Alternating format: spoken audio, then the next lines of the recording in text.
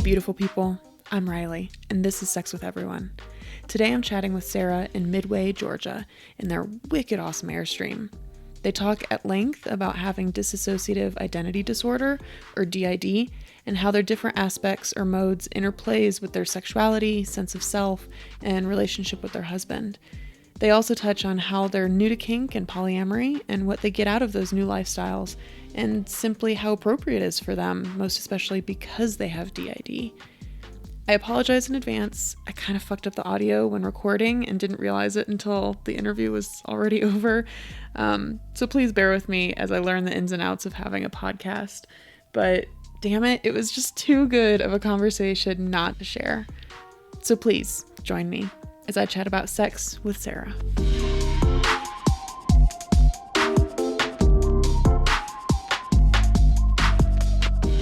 All right, well, today I have Sarah joining me.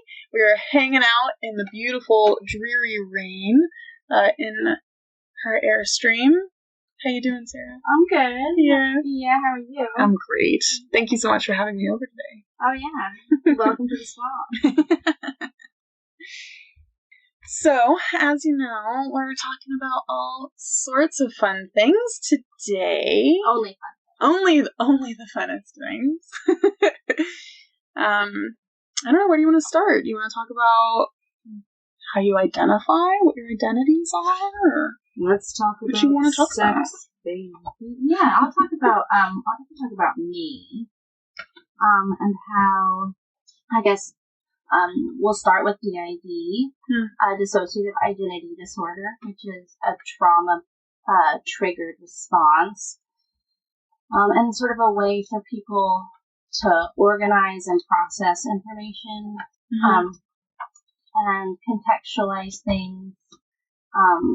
So I have like 5 or 6 different modes, as I call them, but they're commonly referred to as alters or personalities or identities.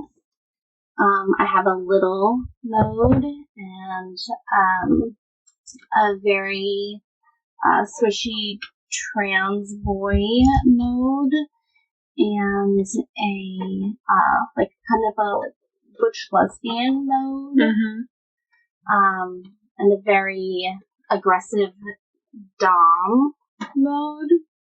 He's like a sultry 15-year-old. Sultry and very angsty. She's gonna take it all out on you. That's Kitty, right? That's Kitty. Yeah. She's gonna dig her claws in you. And I feel like how I am in the world is almost entirely a reflection of all of that. That's my first alter ego I created when I was 4 years old, after experiencing childhood sexual trauma. Trigger warning. That's just, I should just come with a trigger warning.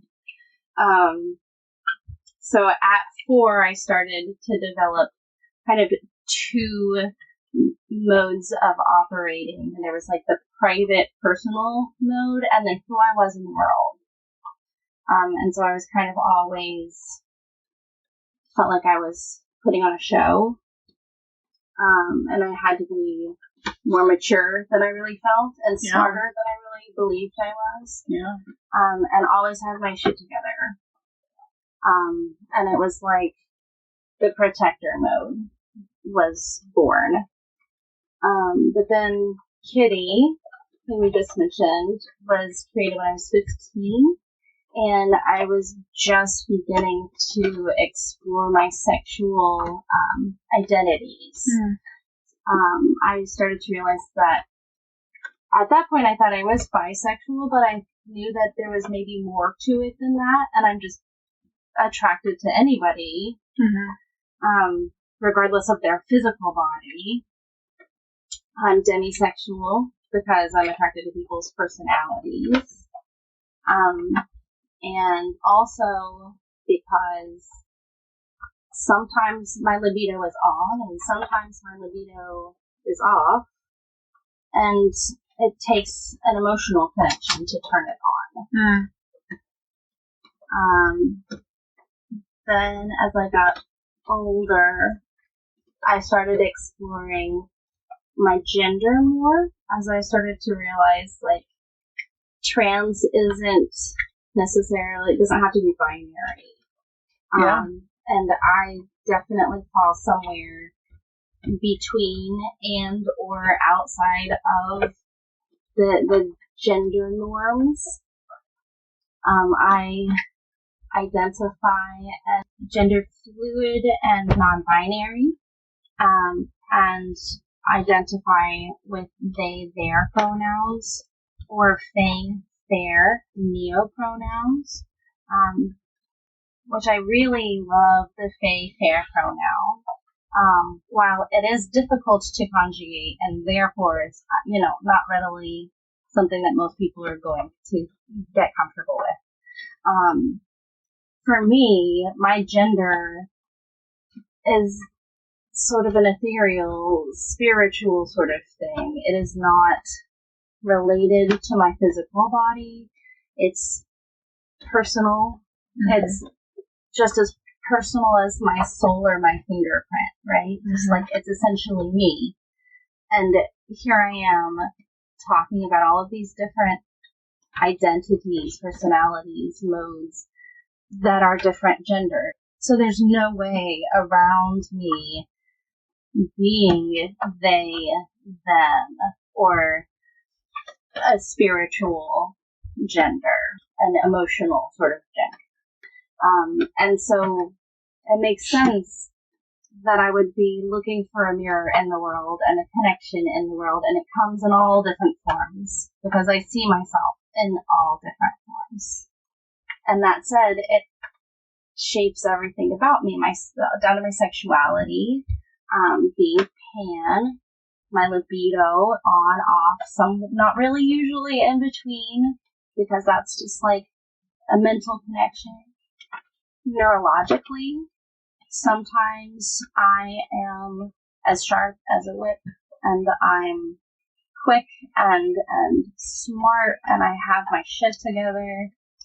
And then most of the time I feel kind of like the nutty professor. Like, I'm brilliant, but there's like toilet paper coming out of my shorts or something. Like, there's always something very noticeably a little off.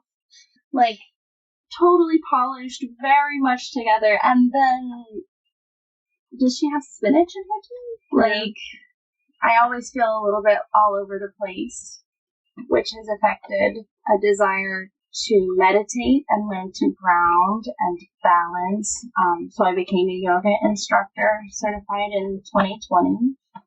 And then around that time, I was starting to get to know this friend group with whom, little did I initially know, I could be fully myself, like all my parts, out loud.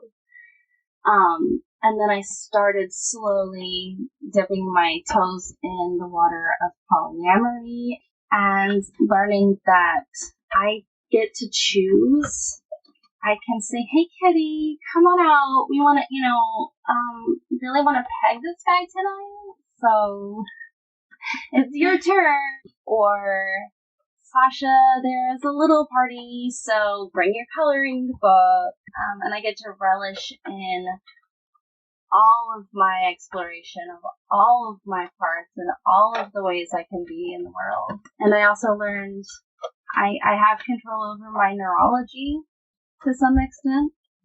I have a chronic neurological condition, also born of trauma and just dealing with so much neurological stress for so long. And being a sub, especially in impact play, has absolutely changed my life.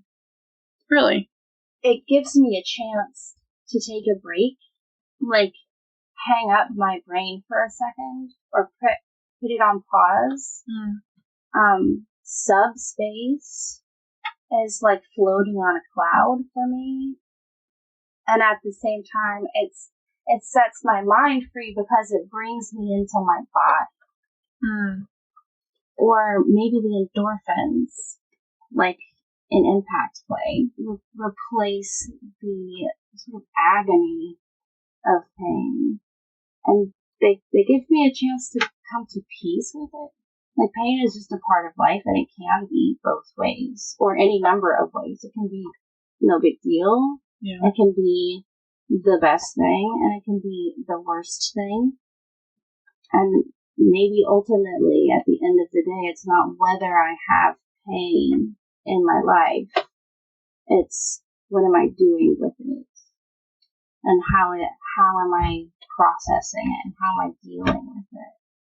That's really interesting. You mentioned to me before that it's fibromyalgia that you have. So with kink, it's turning the pain that you already have into a more positive experience, filter the relationship you're having with it in that moment. Right. And that makes it more tolerable, I imagine. It gives me control over it. And probably the most agonizing thing about this particular condition, fibromyalgia, is so little understood and has been stigmatized for a very long time. So there's just really not a lot of information, let alone effective treatments that don't come with a multitude of side effects for most people anyway. And so I felt like my life was derailed when I remembered my childhood trauma 20 years after the fact. I recovered all these memories, and I was like, okay, I'm going to run with this. I'm stronger than this. I'm a beast master. And then fibro came, and it was like, okay, I can't do any of that. My life is over. And then kink came up and said, hey, you can actually use this. Like, you can get back into your body, and you can turn that relationship you have with your body into something of power, into a place of strength. And also, like, learning to submit to the pain, because I have a consensual relationship with the person who's giving it to me, too.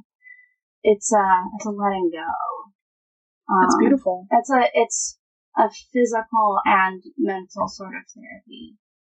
And also, because I'm demisexual, kink is a really safe, intimate way for me to bond with people without sex having to be even part of the equation. Yeah.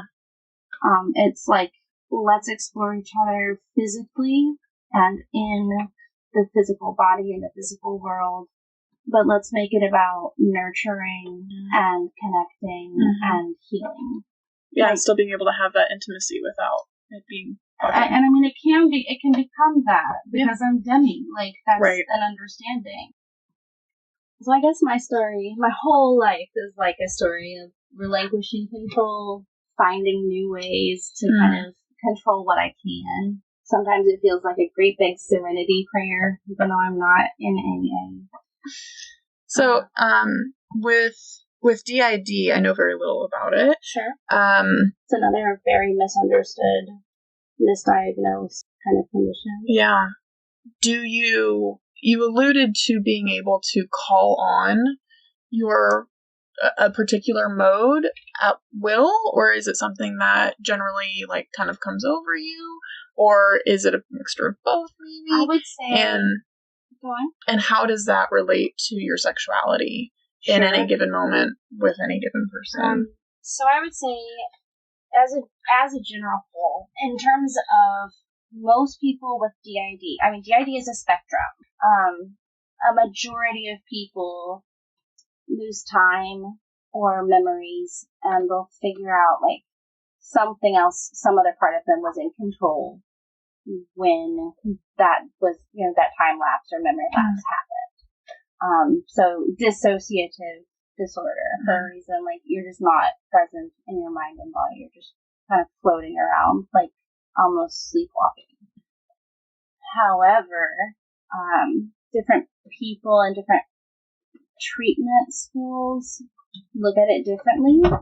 Some people look at it like the objective is to reintegrate all of the personalities into one whole, whereas others just look to keep all of the parts of the unit, that person's identities, all parts with their be content and at peace with each other, whether one of them has control more than the others, or they're all kind of balanced.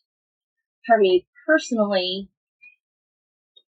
it's almost like group therapy. Like we're all standing around in a room, all of me. Mm-hmm. I am at a point with my DID in that I see it all as myself. Like, I don't see them as ghosts or something external that came into me. I see it as something that I created to help cope with trauma. And I see all of my parts as equally important, all having their own strengths and weaknesses. And so, since we're all in a room for the most part, I can be like, hey, part of me who is more work-oriented or like detail-oriented, or I don't know, like I have one who's a big festival-going stoner. So like, hey, it's your turn. So I can kind of take turns. Yeah. Sometimes the aforementioned kitty kind of steals the show.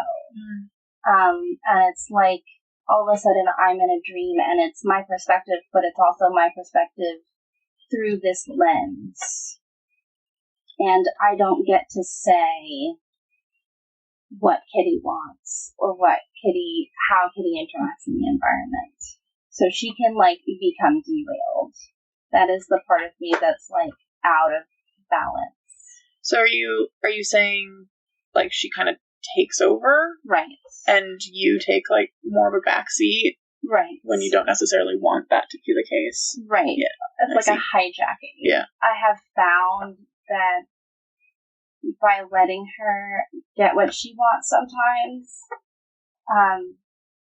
she steals the show less often. Which for a long time has been difficult, like a struggle, because I've been submissive. I've been beat down by chronic illness. I have been in a relationship with someone who's not really into receiving pain. And so I haven't really had an outlet for her in a lot of ways. But when she gets to play, she like comes back to group at the end of it. I can be like, okay, unleash Kitty and go run in the wild and like have this scene. And then at the end of the scene, it's all of me again.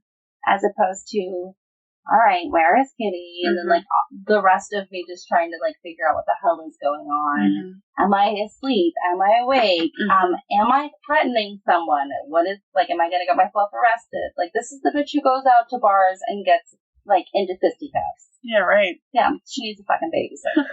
So it sounds like kink is another form of balance for you. Right. Yeah. Just like yoga and meditation and breathing, singing and dance, music. Kink is just another outlet from all of my parts to express.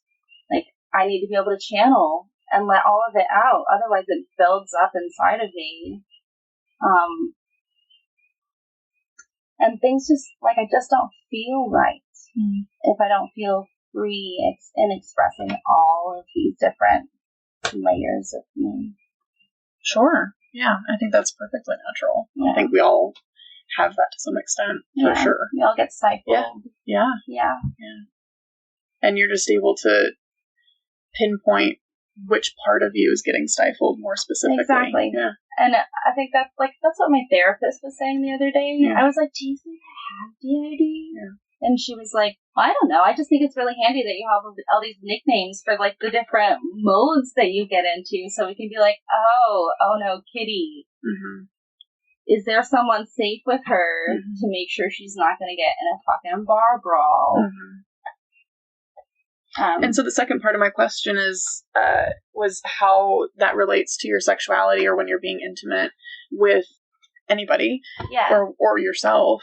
Well, how do you actively choose a specific mode, or do you just see It depends. Whatever works for you. Yeah. It definitely depends, and it's fluid, just like the rest of me. But sometimes it depends on like how I'm feeling physically. Like a lot of times Sasha, which is my little, will come out if I'm really tired or have been dealing with a lot of pain, because I'm feeling vulnerable and my little just wants to cuddle. But other times, parts of me can be triggered by my partner doing certain things, saying certain things, interacting in certain ways. Like, if you want me to address you, there are definitely ways to bring out Kitty. If you want me to be your bottom, you can call my little stoner boy, and he will, and gladly. It's often just like a conversation. It's funny because I think sometimes the memory problems that I have, or like I'll forget a word or I'll like lose track of what I'm saying.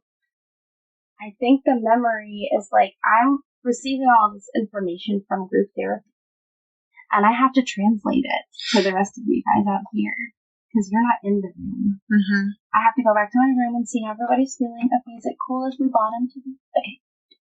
Yeah. Yeah. Okay. It's like, I feel like I'm playing telephone with myself. Oh, that's so interesting. So, of course, things get, like, left out sometimes. Yeah. That has a lot to do with, like, staying on top of my neurological symptoms, making sure I'm getting enough sleep, eating enough, just taking care of all of the basics. Because otherwise, then someone is more likely to get out of balance. I'm like, all I do is sleep and smoke all day. It's fine. So the balancing is a really big deal for just like normal functioning. And sexuality goes beyond that. Like I have to be covering all of my bases and then some. Like nurturing my little, letting the kitty run some, and then we can, work around, get little Danny the Deadhead out. He's like swishy and into leathers. Can you do that? Like, yeah, of course. It's very pretty, but boy, does he like to talk to. And I mean, the cool thing for me is not only am I new to kink and finally beginning to like foray into poly, so just talk about it with my partner. It's only been since 2020 that all of these parts of me have had names. And that I've like really thought about, what do you look like? Like, who would you be if you were a physical being outside of me? Like, Danny is a short-haired brunette, short and round, likes leathers, very fuzzy chest, and really likes the Grateful Dead. Weed. And it's like, oh, never really thought about that. Yeah. So it's like in essence, he's a 30-something-year-old, 2-year-old, brand new to me. Like a second-hand car. And it's an identity. You say 2020, I mean, is that due to being cooped up because of the pandemic and I think, all that jazz? The like pandemic had a major effect on me for the better. Because I had been dealing with the impacts of my trauma for about 10 years after having repressed that trauma for 20 years. And then in 2020, I finally had a lot of time to sit and reflect. I was already doing yoga every day, starting in 2019, and then started meditating every day and chanting every day in 2020, and doing what I would consider like a deeper energetic sort of look at myself. Like, okay, where do I feel a lack or weakness? Where do I hold my tired, my pain, my trauma? And as I was sitting with those feelings, getting real new agey, I started having conversations with characters like I had made up in my own head. And then I realized that I had always had characters that I had made up in my own head. And so I went back to 4 years old when I was living the trauma the first time. And oh, whoa, there's Sasha, who basically refuses to be called by my name. She wears glasses without the lenses, but still, like, I'm dressing differently. She talks differently. Parts of me take over. So, 2020, I realized Sasha might be an alter ego. I have a name for my limbic system. Kitty. What is that about? And then, like, oh, she has long brown hair. Okay, she's not just my limbic system, and she has long brown hair. Like, I have an image of a girl in a field in a frilly pink dress. Okay, that's not just my limbic system. I am naming parts of myself. Mm-hmm. And in 2020, I not only realized that, but I was at a place with myself emotionally where I accepted that. And I just was kind of curious. Okay, so if I do that, like, give myself the nickname Phoenix when I'm 25, why? Why am I compartmentalizing these things? Okay, I know about trauma, but, like, what's the difference between these parts of me? And are they all just parts of me, or am I, like, friggin' possessed? Or I was listening to the devil's music again, or something happened. You mentioned that you and your partner are new to poly. We are. Tell me about that. Tell me about, like, discovering poly, or how that's going for the two of you. Well, I first learned that it was a thing. Polyamory exists. When I was pretty fresh out of college, maybe 24 years old, and I had felt poly forever. Like, my first boyfriend, I was like, is it wrong for me to think this other guy is cute? And, like, I know I'm young and I'm not going to marry my boyfriend, so is it okay if, like, I date more than one person at a time, even though nobody else does that right now? But then I dated a guy who was 17 years older than me when I was 25. And he had been poly with his second wife, with whom he had gotten a divorce recently. And I told him that I thought that applied to me. Like, that sounds like the feelings that I had, the thoughts that I had had in previous relationships. And it sounded like it would, like, kind of solve all my problems. Like, I've had trouble with fidelity in the past, and, like, guys being controlling or not respecting my boundaries. So, polyamory, there you go. But then, after I moved in with him, he decided to date someone else. Which, you know, we're poly. It's fine. Except, like, hi, I'm still here. Please communicate with me that you have feelings for someone else. I mean, that's just my personal boundary, dude. Like, just check in. But no, that was not going to happen. So, ultimately, she ended up moving in with both of us. And considering that I was really not okay with him dating her because he wasn't being open with me about, like, interacting with her or liking her or anything else, when she moved in, it caused all kinds of fireworks in my brain. I can imagine. And I moved out very soon thereafter. And to rub salt in the wound, I was also interested in her. She was not interested in me. And all of this was going on with her living right next door in my house. So it was a very harsh reality for a little while, and a very unfair introduction to polyamory. Because that's not what consent looks like, and that's not what openness looks like. I would definitely say it's definitely not fair or accurate of what we believe poly to be, but I would also say it's not uncommon of a first experience with poly, unfortunately. It's so sad. Yeah, very sad. However, that is not all poly is. And so since before my husband and I got married, we were talking about this idea. I told him about my previous experiences, and that, like, while that was a hard time, it wasn't what I thought polyamory was all about. And I still, I'm a Quaker, religiously, private practicing, and I'm a pacifist, and I believe in non-ownership and decommodification of goods, and like, hey, I don't own anyone. Yeah. I do not want to control them. Like, I actively don't want. Yeah. I am averse to the idea of having sway over a person. Like, if I could put all of my friends in bubbles for decision making, just like what you purely you, what do you want? Yeah. Because I want to know you. Yeah.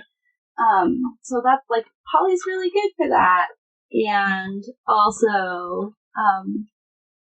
communication can be really hard. So you and your husband have been together for 10? Going on 10 years. Okay. And so you've been talking about it since before you were married, yes. But you're just now into poly? So we've been married for 5 years. And it was last summer that a good friend of mine told me that he had a crush on me for a long time. My husband and I had talked about polyamory for a very long time. We were both actively cool with the possibility of that becoming something we pursued. And when my friend told me that, I got all kinds of butterflies, just like head to toe. I love this guy already, and oh my god, for you to be like into me is so awesome. So I went and I told John, and just back and forth a little bit. But the takeaway from that interaction was all optimistic and excited and enthusiastic. So I just went with it. I think it was ultimately easier for me to be the first to date because there are all of these layers of feelings that I have to process. And it's like there's drama within myself between these different parts, which is just like a party in your head you can only imagine. So it gave me a chance, dating a couple of friends, gave me a chance to process the feelings of wanting my husband to be free to do the same thing, and at the same time being totally terrified, having all kinds of trauma responses, wading through anxieties and fears and jealousies and insecurities, and finally reaching this point now where I realize that all of those feelings are really healthy to feel and to be able to accept that you're having. I would say that my psychological and personal journeys have been super long, and I feel like I'm finally arriving at like who I really am and who I want to be beyond this sort of trauma reaction. All of these parts of me are always going to be here, whether it's all just Sarah or they all have their cute little nicknames, because it does help, compartmentalizing helps describe what the hell's going on, so maybe I will use that. But I feel like I'm arriving at myself, and my husband and I are happier and hotter than ever, and I always felt like we were lucky to begin with, like, we're in love. We fell in love. Like, people don't do that. They just marry out of convenience so that they can have baby daddies or something. Like, we did not. We've always loved each other, and now he's arriving at himself, and I'm arriving at myself, and all of these parts of me are brand spanking new. They've always been there, but like, it's like we're opening a door to our life. And I mean, yeah, like all of the fireworks and all of the feel goods. That's wonderful. I know that poly and kink are both new for you, and they've kind of come hand in hand into your lives. Do you find that poly and kink are revitalizing aspects of y'all's marriage, or is it just new and different and interesting? No, I would say both. I think poly and kink, I would say, are like a catalyst for personal and interpersonal connection and growth. if you really want to know who you are, put yourself in a pressure cooker and like see what comes out. My husband and I have always had a strong foundation, but between the pandemic and poly and kink all at the same time, like that is a serious pressure cooker. And our connection is better than ever. Like it's all new because of this new conversation. These new conversations of what does poly mean for us? What are our personal boundaries? There's like this whole world to explore together. Kink. What do you even like? Like, could you bottom? Can I peg you? No. I mean, like, these are questions that I feel like a lot of people have rough sex from day one or something, and like, it's all very exciting and color. Like, our sex has always been good because we've always had a good connection. But like, it's just been sex. And so we have it's like, I really like baked potatoes, but now I have like bacon, and now I have chives, and I have like all these new toppings, and like baked potatoes is still a good staple, you know, like I'm still gonna eat them even if I only have butter. But now it's like we have all these different shapes that we can have princess potatoes and lumpy mashed potatoes with the skin on, and you know what I mean? Yeah, you can add a lot of different flavor and variation. And both of us being creative type, it's magic. It's like a science experiment or something. Yeah. What are we gonna come up with? Yeah. How fun. Yeah, it really is. It's a brave new world. Do you think poly is especially good for you because of all of your different modes and being able to date different people for different modes? Is that an aspect that you're coming at it with at all? Or are any of your modes monogamous? See, I think Kitty might be monogamous. Yeah? And if she's not monogamous, she's definitely like, she needs to be involved, which is difficult to mitigate with the rest of them. And therefore, I would say, yeah, poly makes sense with multiple personalities. Like, if I'm feeling little, I want somebody who can either be little with me or be my big. Like, I don't want somebody who doesn't want anything to do with that kind of play. So, I don't know. I guess they're all really interconnected for me. Me and all of my modes, seeking happiness in all of these different ways. And kink, which then, like, bridges a gap with polyamory. And it's a tangled web. It's not, they are certainly not separate worlds. Is there anything that you and your husband have struggled with so far? It's only fair to say that we're really still learning, and we're only just beginning to learn. And like I said, Kitty likes to inflict pain. My husband does not like to receive pain.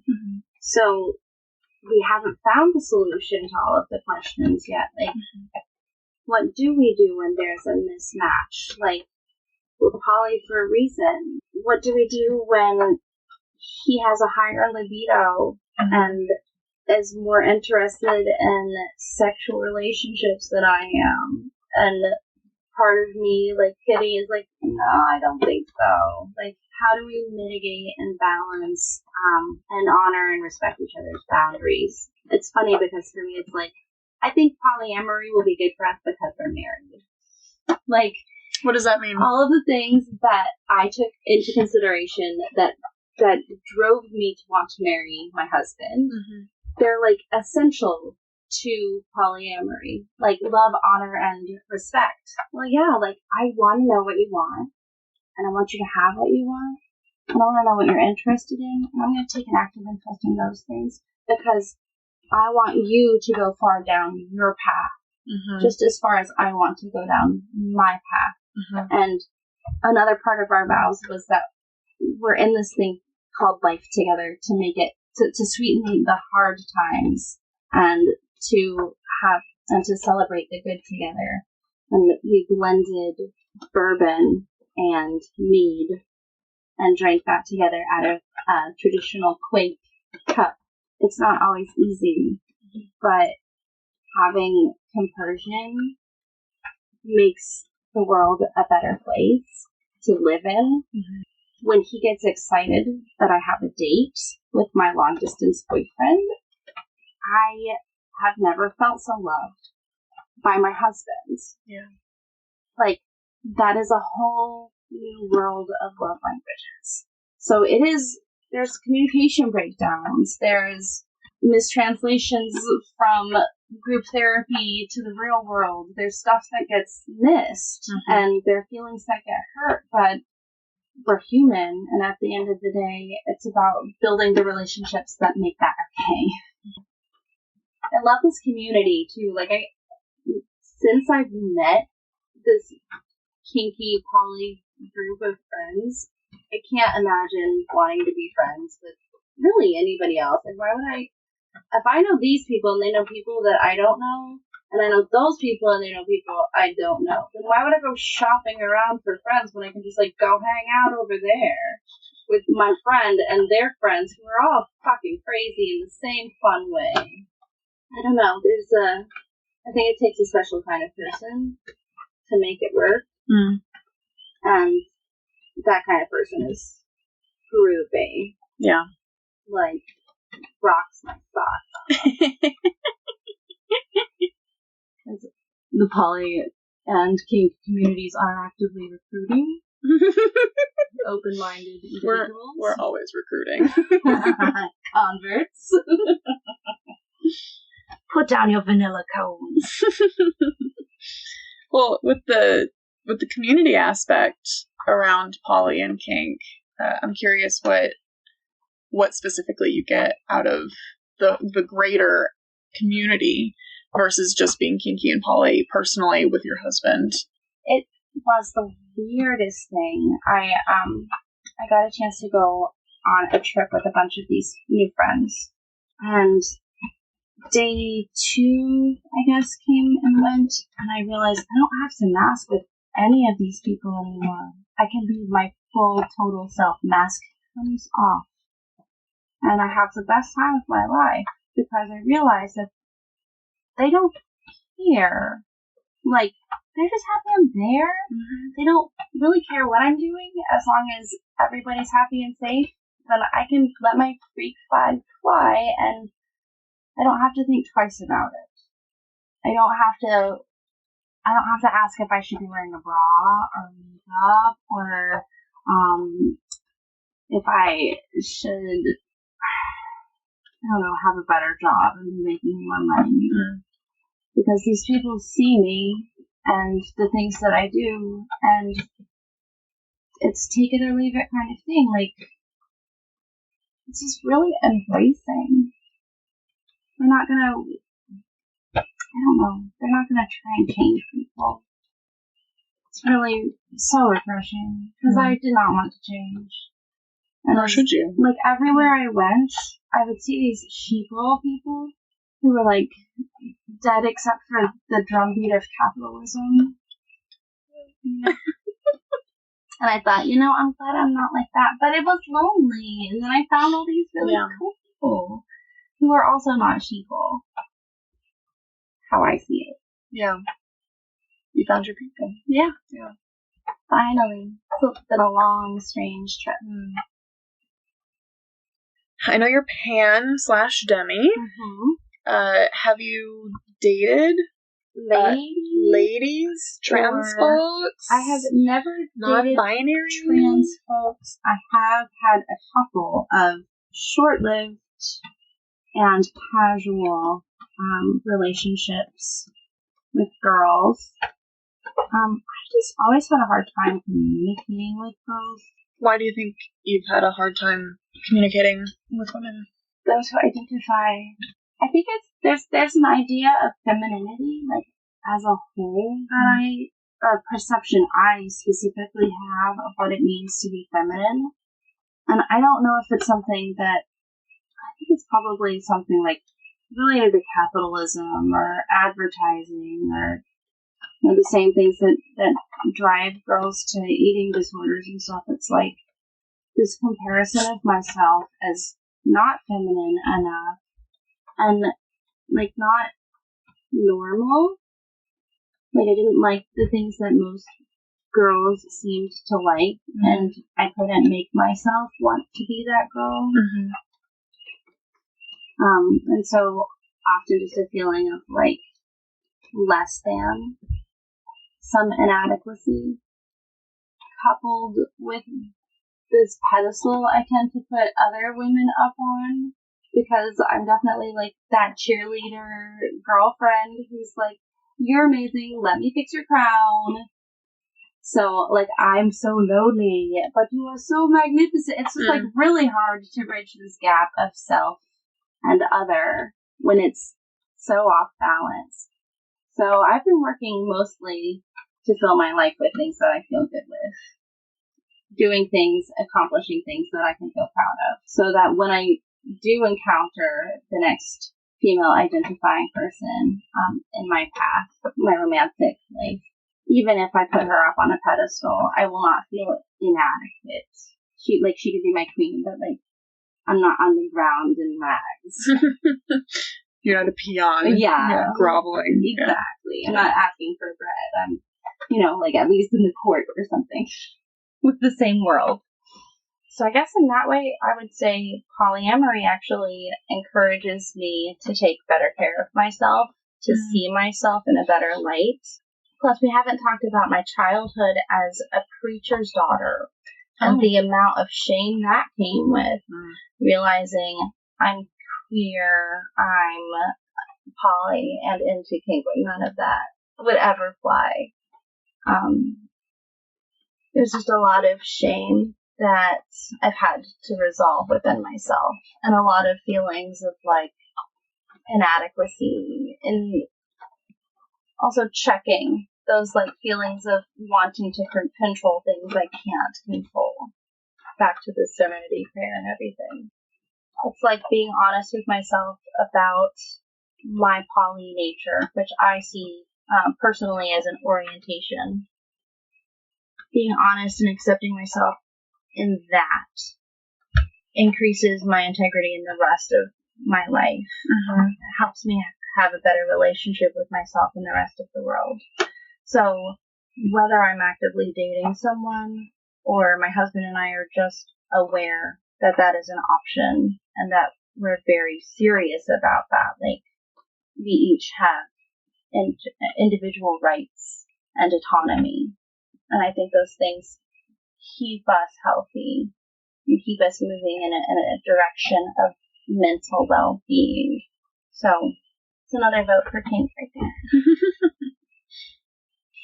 Well, thank you so much for doing this with me. Absolutely. It was really fun. Yeah, I appreciate you. I'm so glad we got to hang out this couple days. It's so awesome.